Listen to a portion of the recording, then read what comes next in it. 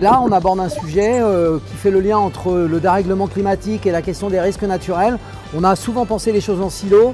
Là, on essaye de défaire les silos et d'imaginer comment on peut mettre ça dans une pensée plus systémique, dans une pensée plus complexe. C'est tout l'intérêt d'une journée comme celle-là. On passe du particulier au général. C'est un jalon dans l'avancée de nos réflexions sur des sujets aussi importants que le dérèglement climatique. L'intérêt d'être là aujourd'hui, c'est avant tout de partager avec d'autres personnes nos pratiques, de voir un peu ce qui se fait ailleurs, parce que malgré tout, on est dans nos projets au quotidien un peu centrés sur nous-mêmes, et c'est très important d'avoir des moments comme ça de respiration entre territoires, entre acteurs, et en plus à l'échelle d'une région, là il y a vraiment une pertinence. Je crois vraiment très fort à ces temps d'échange collectifs qui permettent de se rencontrer autour d'une thématique précise, mais aussi concrète, commune, partagée.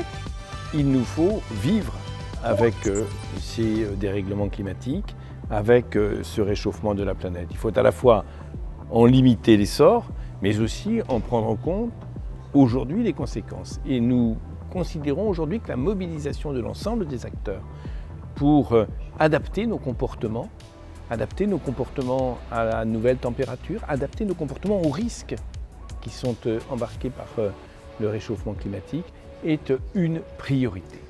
En parallèle de ces actions concrètes qui étaient des actions court terme, nous avons souhaité mettre en place une prise de conscience collective et puis définir un récit et des actions moyen et long terme via une résidence d'auteur. Il faut décloisonner. Il faut repartir du territoire au sens écosystémique du territoire, c'est-à-dire le territoire où le vivant, d'une façon générale, est en mouvement.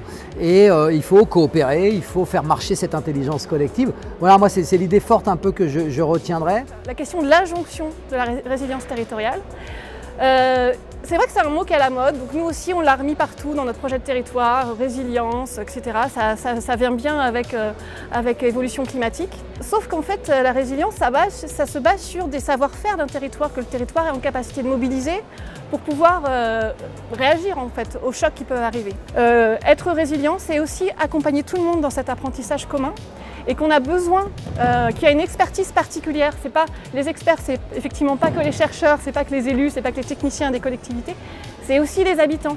Alors j'ai retenu la nécessité d'adjoindre, de réunir, de reconnecter les questions risques et les questions climat autour des questions d'adaptation, pas juste d'atténuation, mais vraiment de comment est-ce qu'on se prépare à pouvoir vivre avec le dérèglement climatique à venir. Des réponses qui ne seront donc pas que techniques, mais aussi partenariales, collégiales, issues des territoires.